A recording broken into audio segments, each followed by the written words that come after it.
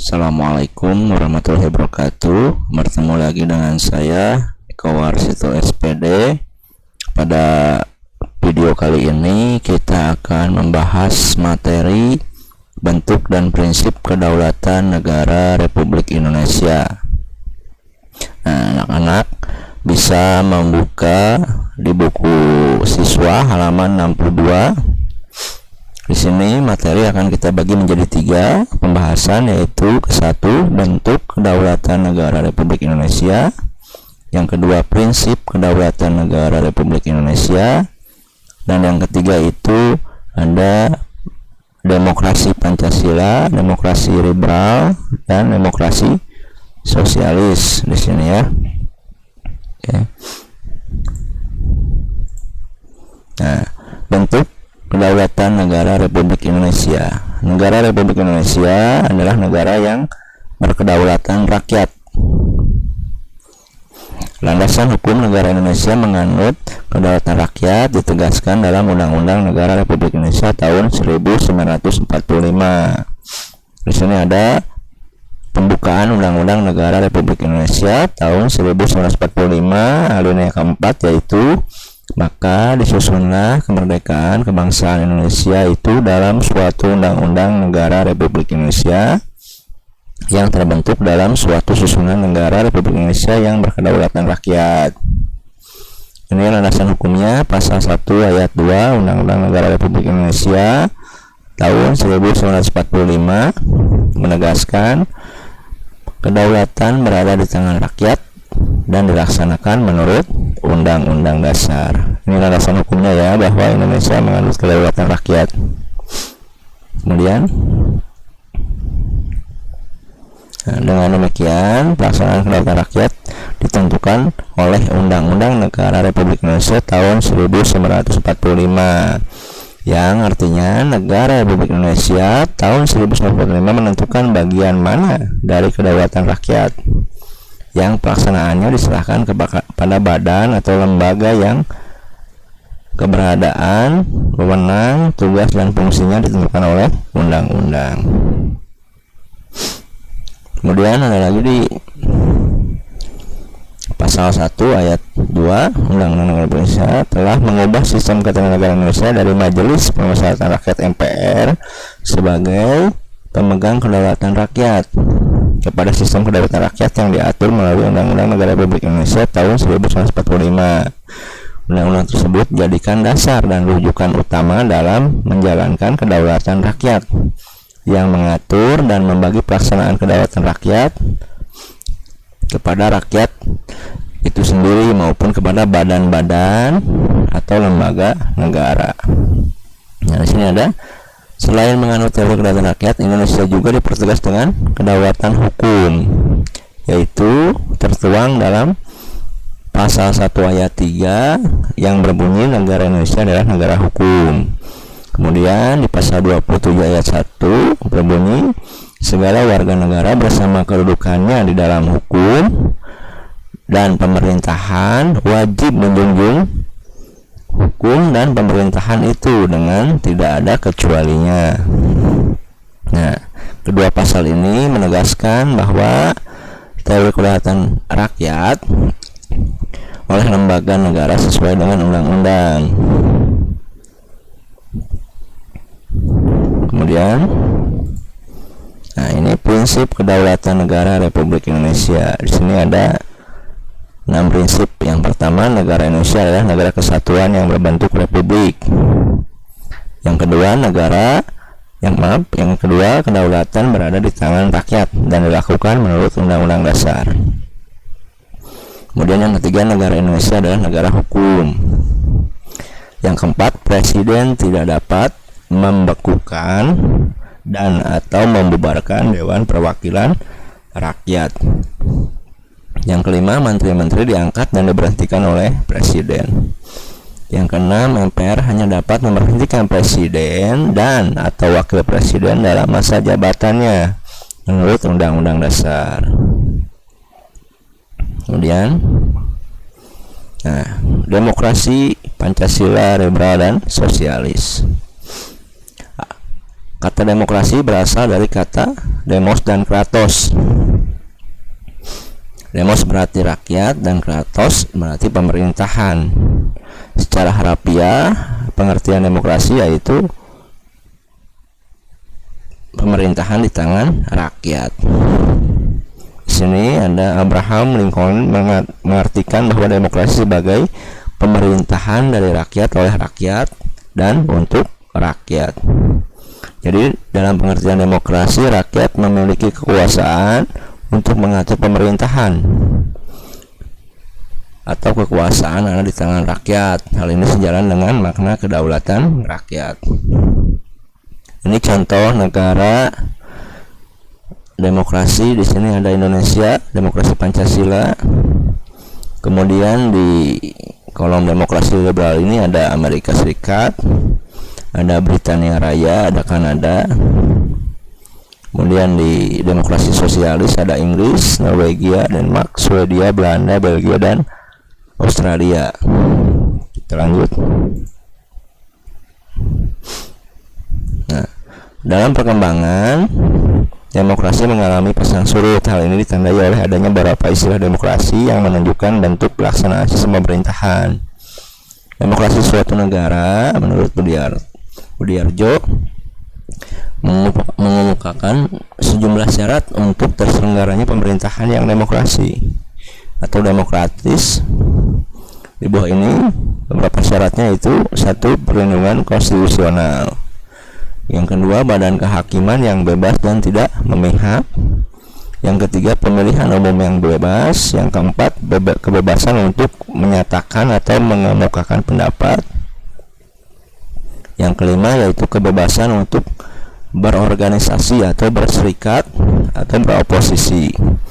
Yang keenam sini adanya pendidikan kewarganegaraan.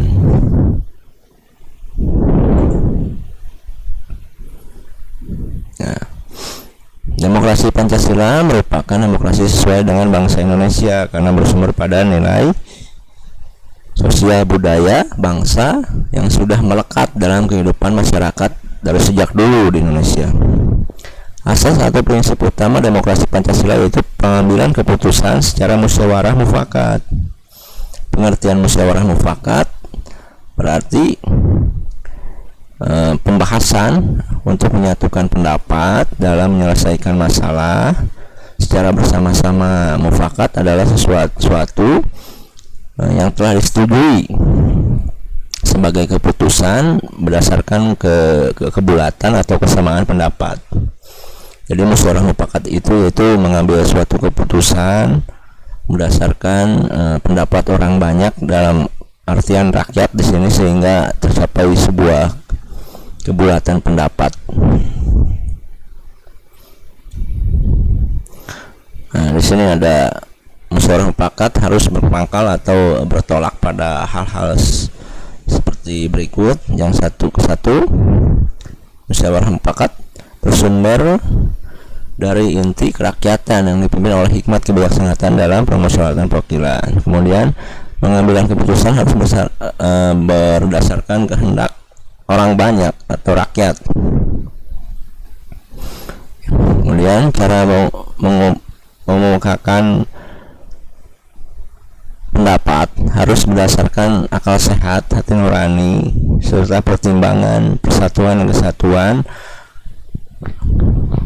dan kepentingan rakyat, kepentingan bersama ya dalam artian. Kemudian keputusan yang diambil itu harus dapat dipertanggungjawabkan secara moral dan menjunjung tinggi nilai kemanusiaan dan keadilan. Selanjutnya keputusan harus dilaksanakan secara jujur dan bertanggung jawab.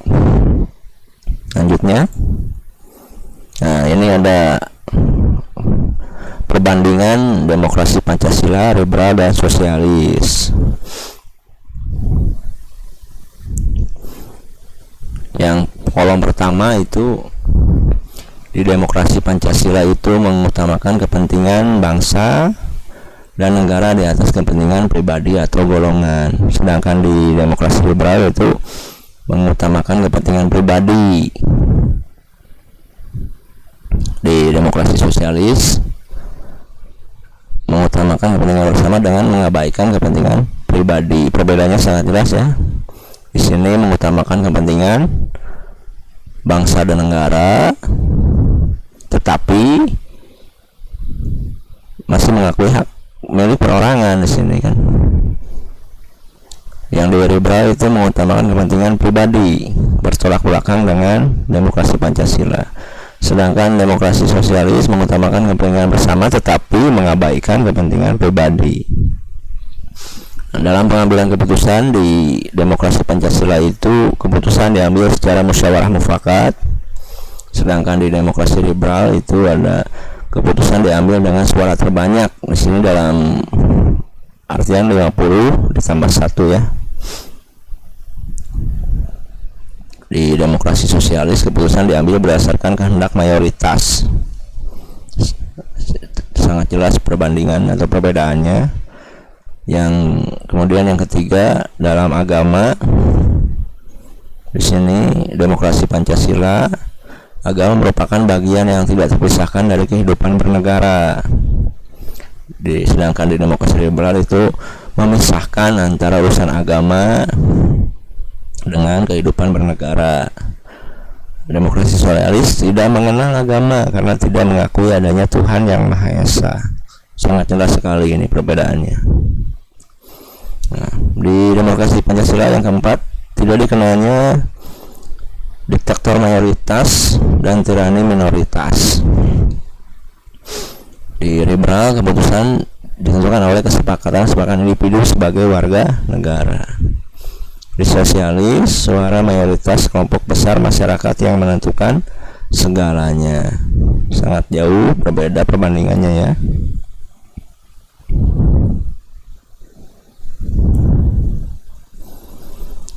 Di sini ada nilai lebihnya. Nilai lebih demokrasi Pancasila dengan demokrasi liberal dan sosialis. Yang pertama, adanya penghargaan terhadap hak asasi manusia dan hak minoritas. Kemudian,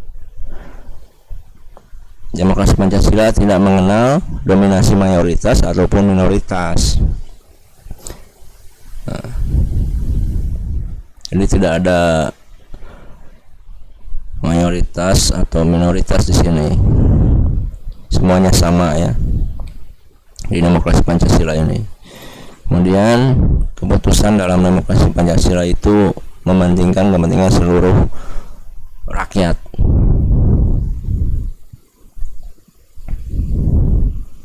Selanjutnya, nah, pelaksanaan demokrasi di Indonesia dilakukan dengan 2 cara. Jadi ada 2 cara pelaksanaan demokrasi di Indonesia, yaitu yang pertama secara langsung, yang kedua secara tidak langsung. Yang secara langsung, contohnya rakyat langsung memilih presiden dan wakil presiden dalam sarana demokrasi, yaitu pemilu, pemilihan umum. Selain presiden dan wakil presiden juga ada pemilihan kepala daerah. Yang tingkat selanjutnya yaitu pemilihan kepala desa mungkin. Jadi rakyat memilih langsung siapa calon yang akan dipilihnya, seperti itu dengan pemilu. Kemudian yang kedua, pelaksanaan demokrasi secara tidak langsung, yaitu dengan adanya perwakilan. Perwakilan untuk menyampaikan aspirasi dan amanat rakyat dalam pemerintahan. Contohnya wakil-wakil rakyat yang duduk di DPR, DPRD, DPR RI itu kan dipilih oleh rakyat secara langsung untuk menyampaikan aspirasi rakyat.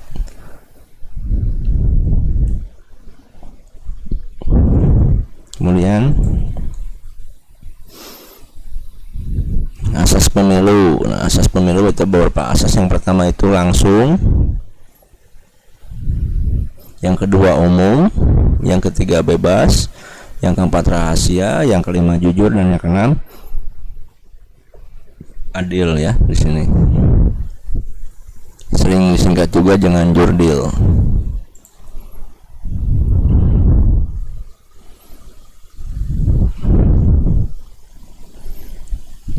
Di sini makna demokrasi.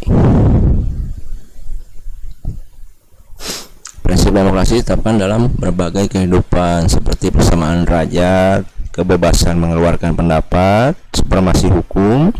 Jadi di dalam penegakan hukum itu tidak membeda-bedakan, semuanya sama di mata hukum. Kemudian partisipasi rakyat yang melandasi berbagai kehidupan di lingkungan sekolah, masyarakat, bangsa, dan negara. Oke, terima kasih. Itu pembahasan materi untuk video kali ini.